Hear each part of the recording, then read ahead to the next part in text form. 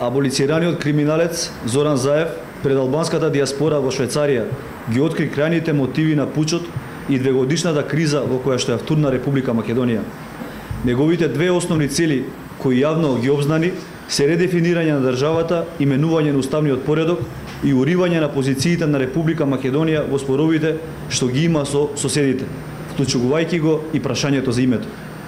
Конечно, целата јавност можеше да види што значи на дело виткањето на кичмата што го промовира Заев и влезот во НАТО за 6 месеци што го ветуваше Шекеринска.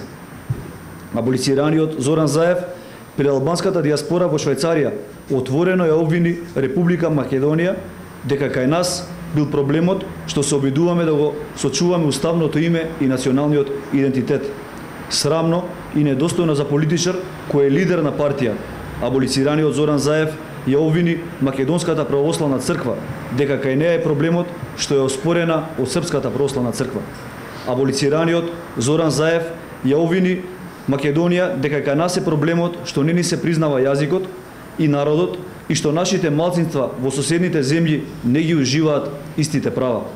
Срамно и недостојно за политичар кој е лидер на партија и треба да ги штити националните интереси. Аболицираниот Зоран Заев пред албанската диаспора кажа дека рамката на Охридскиот договор не била доволна, ветувајќи на албанската диаспора дека тој ќе го менува уставот, ќе го официализира албанскиот јазик и ќе ја федерализира Македонија. Тоа е вистинското грдо лице на СДСМ и на аболицираниот Зоран Заев. На ваквата антидржавна политика и на ваквото пазарење со највисоките национални интереси мора да се стави крај. Конечно, после 2 години на сите граѓани им стана кристално јасно за што се бореа Заев и СДСМ целиот овој изминат период. На сите им стана јасно зошто беше потребна целата деструкција, вандалските сквернавења на спомен обележјата и нападите кон државните институции.